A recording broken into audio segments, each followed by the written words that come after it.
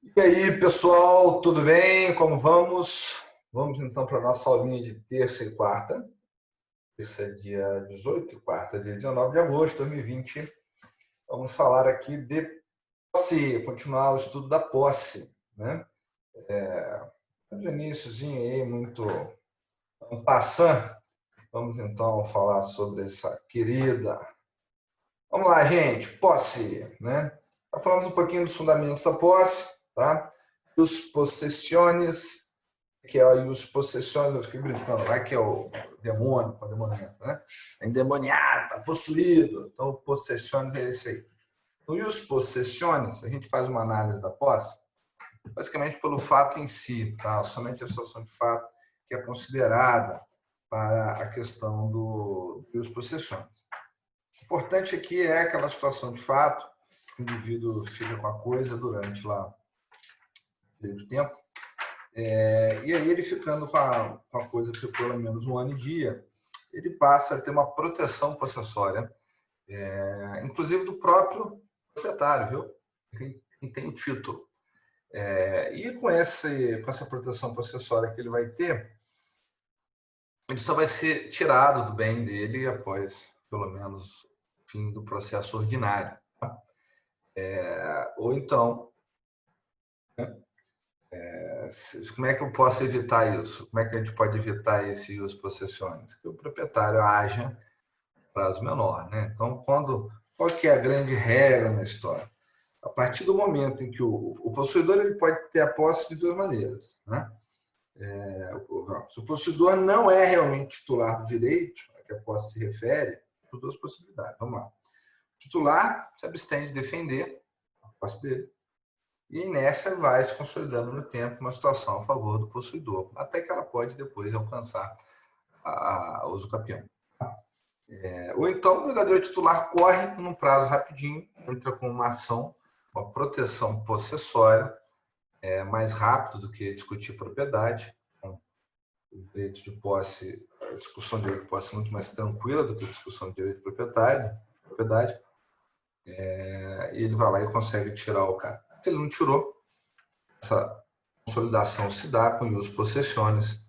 Então, quando o possuidor fica com mais de ano em dia, ele só vai ser tirado lá pelas vias ordinárias. O que significa isso? Processo ordinário, processo comum, ordinário. Então, tem até a sentença, transitor julgado, enfim, aí o cara ele vai sair. É o ius possidendi, tá? Vai se perquirir o direito. O fato que se estriba o direito que está sendo arguído ali, né? Então, o direito da posse conferido a um possuidor, não, portador, o título devidamente transcrito, tá? O titular de direitos reais.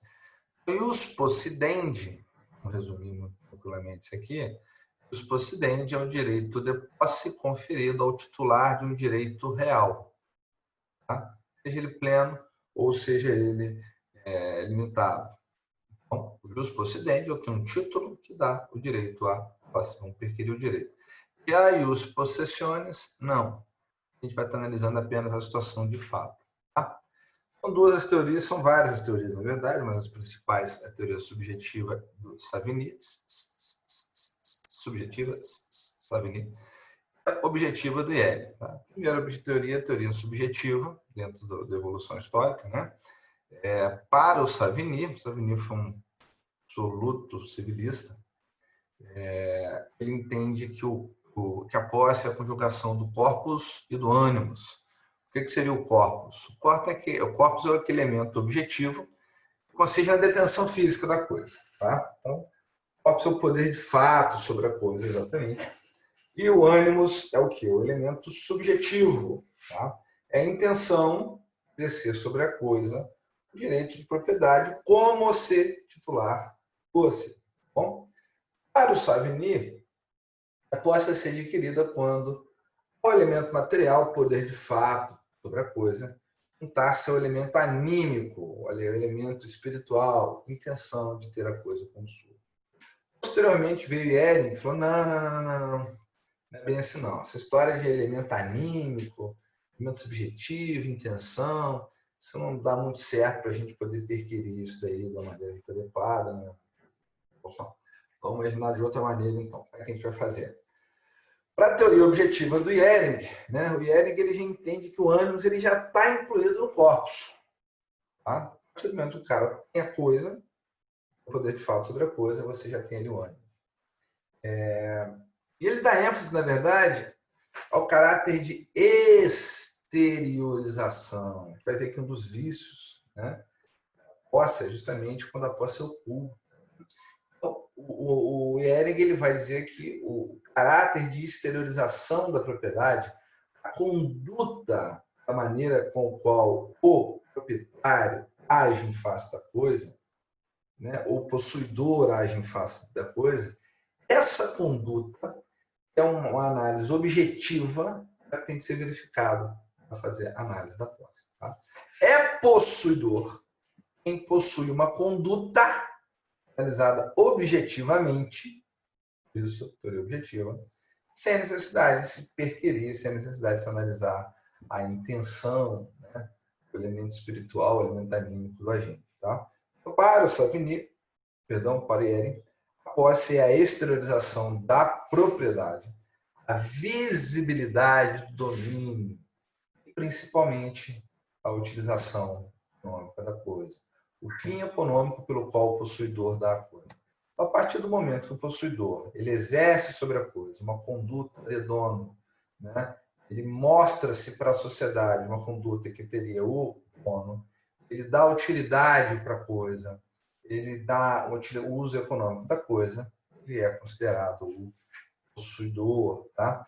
E, gente, como é que eu vou saber se o cara é simplesmente possuidor ou se ele é proprietário? A questão da análise de propriedade é uma questão de documento. Por vezes, o possuidor ele é o proprietário. Olhar dizendo, na maioria das vezes, o possuidor é o proprietário. Tá? Mas o que interessa aqui, para a análise da posse, é justamente a gente saber como é que é essa exteriorização, como é que é essa condução que ele faz da coisa. Tá? Então, o conceito de posse vai ser justamente o quê? O conceito de posse é justamente essa conduta de dono, tá? Sempre que houver o exercício dos poderes de fato inerentes à propriedade, existe posse. A não ser que alguma norma venha e diga que não é posse, é detenção. Então vamos lá. Quando eu pego o Código Civil, gente. Tô sem meu Código Civil pequenininho aqui, eu tô só com esses grandão, não gosto desses grandão, né? Vamos lá. Quando eu pego meu Código Civil, no artigo 1225 do Código Civil, ele vai falar dos direitos reais. Tá? Então vamos abrir junto aqui, vamos abrir junto. Código de Processo Civil, Constituição Federal, Código Civil. Show. 1.500, 1.200, 1.225, são direitos reais, blá, blá, blá, da propriedade. O proprietário tem a faculdade de usar, 228, usar, dosar e dispor da coisa, e o direito de reavê-la, tá? De quem quer que injustamente a possua ou a detenha. Então, quando eu vou olhar o artigo 1196, ele vai dizer que é possuidor aquele que tem, de fato, exercício, pleno ou não, de algum dos poderes inerentes à propriedade. Quais são os poderes inerentes à propriedade? Esses do 1228. Ou seja, é a conduta de dono. Entendeu? Então, perceba que o direito brasileiro acabou adotando a teoria do Ehring, conduta objetiva, é possuidor aquele que possui, aquele que ostenta uma conduta de dono objetivamente considerada, exteriorizada nesse sentido. Tá?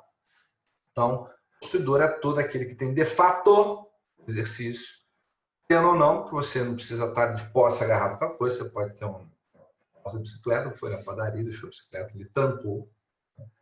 Quem tranca a bicicleta é quem tem conduta de dono. O cara que larga a bicicleta na rua, nos dias de hoje, sem nenhuma tranca, sem nada, opa, esse cara ali não tem conduta de dono, né? Convenhamos. Então, quem tem a conduta de dono, ou seja, que ele exerce um dos poderes inerentes à propriedade, usar, fruir, dispor, haver a coisa, é o possuidor. Tá? Então, nesse conceito que a gente está falando ali, a não ser que a norma diga que esse exercício configura detenção, tá? Ou seja, eu vou ter algumas situações em que o direito mesmo ele vai dizer para a gente, olha, isso aí não é posse não, tá? Isso aí não é possuidor não, esse fulano aí está na característica de detenção. O que significa isso então, gente? O que é a detenção? A detenção está muito clara ali, artigo 1198. Considera-se detentor aquele que, achando-se em relação de dependência para com o outro, conserva a posse em nome deste, em nome do outro, em cumprimento de ordens ou instruções suas. Quem? O outro. Então, gente, o detentor é diferente do possuidor. O possuidor ele exerce os poderes de fato em nome próprio. Eu sou o possuidor deste pedaço do muro de Berlim. Aqui, a gente vai em Berlim, né? Vou botar para vocês no CD. Aí, eles vendem um souvenir lá, né? Se eu tivesse ido no Vaticano, eles teriam me vendido um pedaço da cruz de Cristo. Em Berlim, eles devem construir um monte de muro. Se eu for juntar esses caquinhos assim, de muro que é vendido como muro de Berlim, acho que dá maior que a muralha da China. Mas, enfim. Eu exerço de fato poder sobre a coisa em meu nome. Isso aqui. Agora, se eu chego e peço, pego isso aqui e falo assim, fulano, toma conta disso aqui para mim. Aí ele vai ter o poder de fato, mas não em nome próprio. Vai ter exercendo o poder de fato, não de uma outra pessoa. Tá? O exemplo típico é o caseiro. Né? O caseiro, ele está no imóvel, ele está lá no sítio, ele está na fazenda, não em nome próprio, ele está lá na fazenda sendo empregado de alguém. Ele possui uma relação de dependência perante o proprietário ou o possuidor daquele sítio. Ele conserva a posse, não em nome próprio, ele conserva a posse para aquele outro, que vai lá, que paga para ele alguma coisa, enfim. Ele segue as ordens, as instruções, não da cabeça dele, mas outro. Então, esse cara, ele é efetivamente o detentor, tá? Beleza? Então, o que eu tenho aqui? Eu tenho uma falta de independência do detentor para a relação com a coisa. O famoso fâmulo da posse, tá? Quem é o fâmulo da posse? O fâmulo da posse é o empregado da posse. Fâmulo é empregado, serviçal. O detentor, fâmulo da posse, o cara que ostenta a condição de poder sobre a coisa, mas não em nome próprio, mas em nome de outra pessoa. Tá? Existem outras situações também que vão aparentar nesse sentido. Vamos lá, atos de mera permissão e tolerância, atos violentos ou clandestinos. Tá? Então, por exemplo, o artigo 1208, ele vai dizer também, ó, que eu estou escrevendo aqui, desculpa. A não ser que alguma norma diga que esse exercício configura detenção. Então, qual a norma que vai dizer que aquele poder de fato não é considerado posse, além da detenção? Atos de mera permissão ou tolerância. Então, artigo 1208 do Código Civil, também ele vem e vai dizer para a gente o quê? 1208. Não induzem posse os atos de mera permissão ou tolerância. Tá? Então, atos de mera permissão ou tolerância também não induz posse. Continua. Assim como não autorizam a aquisição, a posse, os atos violentos ou clandestinos, não depois fazer cessar a violência ou a clandestinidade. Tá? Então, são outras situações que a lei vem e diz, olha, isso aqui não é posse. Bom? O que mais? Ocupação de imóvel por pessoa ausente. É outra situação, artigo 1224, onde a gente vai ter uma situação de não posse. Tá? Considera perdida a posse para quem não presenciou o esbulho, quando, tendo notícia dele, se abstém de retornar a coisa ou tentando recuperá-la legalmente impelido. Tá? Bem público também, não há posse de bem público, gente. A Constituição ela vem de uma maneira muito clara e diz que não há posse nesse sentido. Tá? E lembrando que o artigo 338 do Código de Processo Civil, ele vai determinar que o detentor demandado em nome próprio tem que indicar, opa, não estou aqui meu nome não, estou aqui o nome do fulano, ele que é o cara que tem que responder no processo. Bom, vocês já viram isso lá na nomeação autoria. Artigo 338 do Código de Processo Civil. Um negocinho no livro, posse, quase posse, isso aqui é bem tranquilo. Na verdade, posse, quase posse era um conceito romano Hoje em dia não tem utilidade nenhuma para isso, tá? Os romanos, eles diziam lá que posse maior e posse menor, né? Então, posse seria propriedade, quase posse, as outras questões dos direitos reais menores, aí, direitos reais sobre coisa alheia. Posse que não tem muita relevância para a gente, não. Objeto da posse e posse de direitos pessoais. Lembrando, de novo, que a ideia de posse vai ser inaplicável a direitos pessoais. Tá? Em relação a direitos especiais, não se concede a possibilidade de violências físicas. A gente já estudou lá isso também lá em obrigações. Ok? Pergunta, qual a natureza jurídica da posse? Aqui a Alessandra que estava me perguntando sobre isso. É direito? É fato? Tá? Como é que funciona isso aqui? Para o IEL, tá? O IEL vai entender que a posse é um direito. Tá? A posse e o IEL tem a definição que os direitos são os interesses juridicamente protegidos. Se a posse ela é juridicamente protegida, o IEL entende que é direito. Tá? Outra corrente vai entender que a posse é um fato, um estado de fato. Não tem autonomia, não tem valor jurídico próprio, fato possessório, enfim. A corrente que é utilizada de fato, qual é? Essa é a teoria eclética. Ela vai dizer que a posse ao mesmo tempo um fato e ao mesmo tempo um direito. Considerada em si, é um fato, colocada com poder sobre a coisa. Beleza? Agora, considerado nos efeitos que a posse produz, vai ser matéria da aula de semana que vem, a posse ela é um direito, porque aí sim, conforme diz o IEL, ela tem um interesse juridicamente protegido. Então, a posse ela produz que tipo de efeitos? Vamos lá, dois bobos. Proteção possessória, né?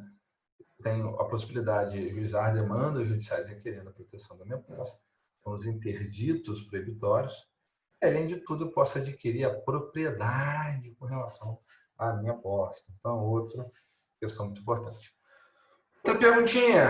A posse ela é um direito pessoal, é um direito real, é um direito especial. Vamos lá, direito pessoal a gente sabe que não é. Direito pessoal liga pessoa com pessoa, né? Direito de obrigações, estou fora.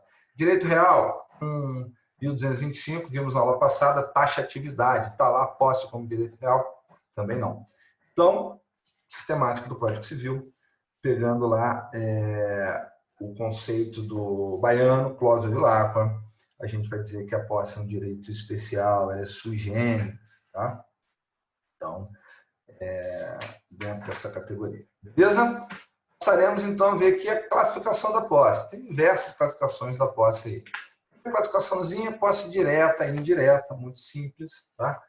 Posse direta de a pessoa que tem a coisa em seu poder, temporariamente, em virtude de direito pessoal ou real, não anula a indireta, quem foi a vida, podendo o possuidor direto defender a sua posse direta. O que ele está dizendo aqui? Vamos explicar isso melhor. A posse, gente, ela pode ser desdobrada. Então, por exemplo, eu sou titular, sou proprietário deste celular. Eu posso, muito bem, por um direito pessoal, por exemplo, um contrato de mútuo, um contrato de comodato, tá? Eu posso emprestar alugar, né, da alocação no celular para o Alessandro. Quando o Alessandro ele aluga por direito pessoal essa coisa, esse celular vai sair da minha mãozinha e vai para a mão. O que acontece? O Alessandro passa a ter a posse direta do bem e eu fico com a posse indireta do bem. Ocorre um fenômeno do desdobramento da posse. Tá? Ambas as posses coexistem. A direta, porque é ele que está com o bem, e a indireta, eu. Tá? E a proteção possessória, ela se dá para as duas pessoas. Tanto o Alessandro pode se proteger da posse, enfim, se alguém vier a tomar o bem dele, o Alessandro vai poder entrar com a ação possessória, como eu, que tenho a posse indireta, também posso entrar com a ação possessória contra esse terceiro que veio pegar o bem. Okay? Então, os dois continuam. Ademais, a partir do momento que o Alessandro tem a posse do bem, ele pode pedir proteção processuária para mim. Se eu tenho um contrato de locação de um imóvel com o Alessandro, com um prazo de 3 anos, eu simplesmente entro na casa que está alugada, que eu desdobrei a posse, que eu passei a posse direta para ele, ele também tem o direito de brigar e requerer que essa posse que ele seja protegido da posse que ele tem. E, de novo, ele pode invocar contra terceiro. Ela pode se dar também por direito real. Tá? Então, por exemplo, o usufrutuário. O usufrutuário ele vai passar a ter a posse direta no proprietário, aquele que passou, ele vai ter a posse indireta. Pode ser tanto direito pessoal quanto real. Uma não anula a outra. Show? Outra classificação, posse exclusiva com posse e posse paralelas. Posse exclusiva é mole de um único possuidor, uma única pessoa física ou jurídica tem sobre a coisa, posse plena, e aí vai estar direto e direto. Então, Daniel é o proprietário, Daniel toca a posse disso aqui, tem posse exclusiva disso. Tá? Com posse é diferente, com posse é a situação. Duas ou mais pessoas exercem simultaneamente ao mesmo tempo poderes possessórios sobre a mesma coisa. Tá? Vamos junto, 199. Se duas ou mais pessoas possuírem coisa indivisa, terá cada uma exercer sobre ela atos possessórios, enquanto que não excluam um dos outros. Então, tem um terreno grande, duas pessoas exercem a posse daquele mesmo terreno grande, sem estar dividido, gente, sem um a parte da frente e a parte de trás. Os dois têm a posse de tudo ali. Então, isso é o que a gente chama de composse. Não pode confundir com posse paralela, que é justamente a situação da posse direta e indireta. Tá? A posse ela também é classificada como justa ou injusta, 1200 do Código Civil. É justa a posse que não for violenta, clandestina ou precária. Ou seja, que eu tenho um critério de exclusão, vou fazer uma leitura contrário senso. Tá? É justa a posse que não for violenta, clandestina ou precária. Significa, então, que a posse injusta é a posse violenta, clandestina ou precária. Tá? Posse justa é aquela isenta desses vícios da violência, clandestinidade ou precariedade. É a posse que não repugna ao direito. Tá? Porque essa posse ela não foi adquirida por violência, clandestinidade ou precariedade. Maravilha. Tá? Posse injusta, então, é do lado oposto. O que são esses vícios? Tá? O que é a posse violenta? A posse violenta é a que toma o objeto de alguém, forjando a força, pulsa do imóvel, meios violentos e tal. A posse que não é violenta, que não foi adquirida de modo violento, a gente chama ela de posse mansa e pacífica. A posse clandestina é a posse de quem furta um objeto, de quem ocupa um imóvel às escondidas, tá? Aquela obtida furtivamente, que se estabelece subrepticiamente, as ocultas. Bom, vamos lá, como é que é o conceito de posse do IED? Exteriorização do domínio, lembra disso? A consequência da posse clandestina, a gente já viu ali, ó, no centro aqui, né? Vamos lá, desculpa aqui rapidinho, vamos lá, a gente falou disso, peraí, vamos lá.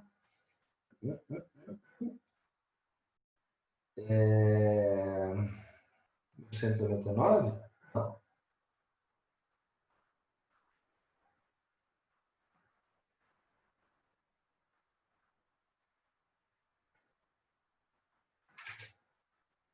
Em 1208, não induzem posse os atos violentos ou clandestinos. Falamos disso já, né? Então, se a posse é violenta ou é clandestina, ela não induz posse. Olha que interessante, é um não posse. Tá? Beleza? A única posse é a posse justa. A posse injusta não é posse. Cuidado com isso. Beleza? Eu tenho ainda uma terceira situação, que é a precariedade. A precariedade, ela advém de uma posse justa. O indivíduo ele tinha um contrato de locação, ele tinha um contrato de comodato, ele tinha lá alguma coisa, e ele tinha que devolver, ele não devolve. Tá? E a partir do momento que ele passa a exercer um abuso de direito ali, ele tem a posse precária. Tá? Nesse caso, ele já tem a posse. A gente vai ver lá na frente que tem diferença com relação à posse violenta e clandestina, não induz em posse, dá posse precária. Tá? A posse pode ser ainda de boa-fé ou de má-fé. A posse de boa-fé é quando o indivíduo ignora um vício, um obstáculo que impede a aquisição da coisa. Tá? 1201, tranquilo isso. Então, ele acredita piamente que ele tem a posse daquela coisa e que a posse dele é juridicamente perfeita. Ele ignora a existência de qualquer vício que macularia a sua relação com a coisa. Tá? Já a posse de má-fé é a partir do momento que o cara tem o conhecimento disso. Vamos lá. Critérios subjetivos, eu consigo identificar? Dá, né? Então, o que a gente faz? A gente procura saber aqui a existência dos vícios, posse justa ou injusta. Bom, Outra classificação, posse nova e posse velha. Posse nova é a posse de menos de ano e dia. Posse velha é de ano, dia, mais. Então, posse com um ano exato, 365 dias é posse nova. Com 366, posse velha. Basicamente é isso. Qual que é a diferença disso? Proteção possessória. Na posse nova, a gente vai ver, eu posso entrar com uma ação possessória e utilizar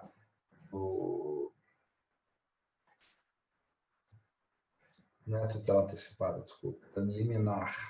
Tá? Eu tenho direito liminar, eu tenho que ser direito de ser reintegrado na posse liminar. Na posse velha, só depois de transcorrido o processo. Então, se o possuidor que foi despojado da posse, que perdeu a posse, passa mais de ano, um dia, aí ele só vai poder entrar com a ação possessória dele, evidentemente, vai provar lá melhor posse ou vai provar a propriedade, só que e os possessões ou acidente, só que ele só vai ter direito a reaver a coisa depois do processo do rito ordinário.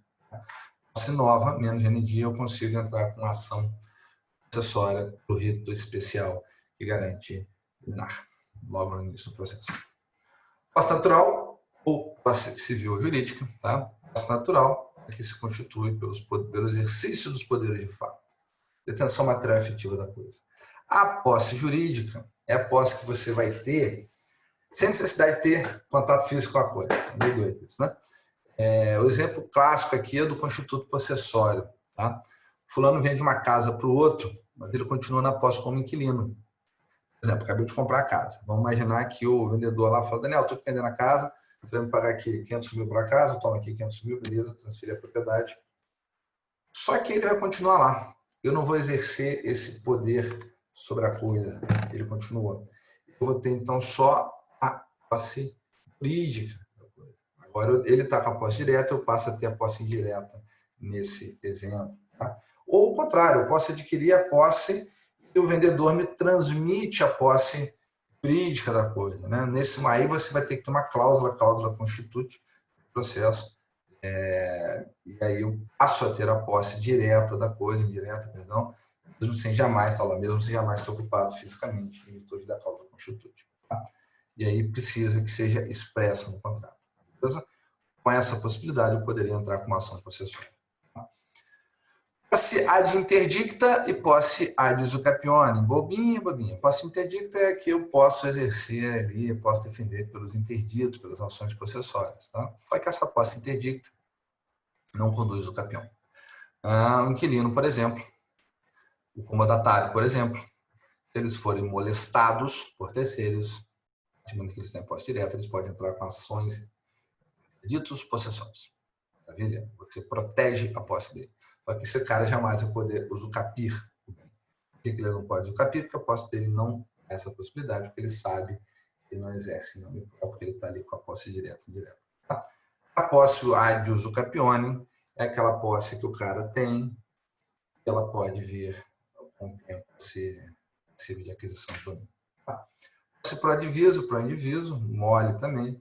A posse pró-diviso é quando cada possuidor se localiza em partes determinadas do imóvel. É outro exemplo. No imóvel, um possuidor está na parte da frente, outro possuidor está na parte de trás. Então, posse pró-diviso. Cada um é delimitado. Posse indiviso tem posse de tudo. Não consigo identificar um pedaço específico. Cada um tem uma parte ideal. Tá? É o que acontece nos condomínios edilícios, por exemplo. Você tem um terreno, você constrói ali prédio, várias unidades. Cada unidade tem direito a 1/32 do terreno. Okay? Qual é a parte do terreno que você tem? Não dá para saber, porque é tudo ali. Aquisição e perda da posse. Gente, outra coisa que a gente vai falar aqui, talvez quarta-feira, se der tempo, né? Como é que se adquire a posse, tá? O 204 adquire-se a posse de momento em que se torna possível o exercício de qualquer um dos poderes inerentes à propriedade, tá? Já falamos disso. Então, sua aquisição pode se concretizar com quaisquer modos de aquisição em geral. Tá? Apreensão, constituto possessório, a gente já falou, qualquer outro ato de negócio jurídico, gratuito, oneroso, entre vivos ou causa-mortes. Tá? Então, vai haver duas maneiras de se classificar, né? Originário e derivado. Originário é quando não há relação de causalidade entre a posse atual e a posse anterior. Tá? Quando acontece, quando tem o esbulho, o vício posteriormente quando se valece. Qual que é o vício? Da violência ou clandestinidade. Parou de ter violência, parou de ter clandestinidade, aquela posse que era injusta se torna uma posse justa e aí começa a correr o prazo. Tá? De acordo com Orlando Gomes, posse originária quando não há consentimento do possuidor precedente. Bom? E já a posse derivada quando há anuência do possuidor. Então, geralmente, vai ser por transmissão. Tá? Beleza? A posse originária, o interessante dela, como não há relação com o anterior, se a posse anterior era violenta, se ela era clandestina, o cara que entrou lá não entrou com violência ou clandestinidade, ele passa a entrar ali do zero, sem os vícios anteriores. Tá? Se a posse derivada, não. Se a posse derivada, a posse anterior possuía vício, esse vício é transmitido para a posse que vem ali da frente. A gente pode adquirir a propriedade de maneira originária, derivada, originária pela apreensão da coisa, pelo exercício do direito, ou pelo fato de dispor da coisa do direito. A derivada costuma ser pela tradição da sucessão intervida. A apreensão da coisa é justamente esse contato físico, tá? Pelo exercício do direito, quando ele exerce também o direito de possessão ali, ou o fato de dispor da coisa do direito, quem dispõe da coisa ostenta a qualidade de exercício dos poderes da propriedade, que está lá no 1228, dispor da coisa. Então, quem está dispondo trata ser proprietário. E o derivado, tradição, de um para o outro. Tá? Não vai haver, nesse caso, registro, porque registro pressupõe propriedade. Tá? Quando eu pego uma coisa, passo para a mão do outro, a gente tem aqui tradição.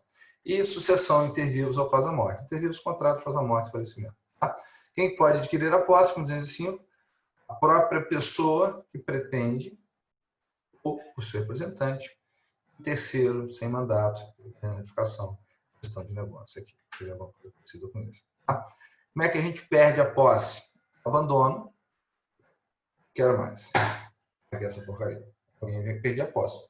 As paredes exercer os poderes de fato sobre a coisa, parei de exercer os poderes que o Hering trouxe. Pela tradição, com outra pessoa, a perda da coisa, a deterioração, a própria coisa de utilidade, se deteriorou, mas enfim. A colocação da coisa fora de comércio, quando é desapropriada, enfim, não tem sentido, e outra pessoa exerce a posse. Tá? É isso, gente. Falaremos disso com um pouco mais de profundidade na aula, evidentemente. Nos vemos então terça-feira de manhã e quarta-feira de manhã. Um abraço, até mais.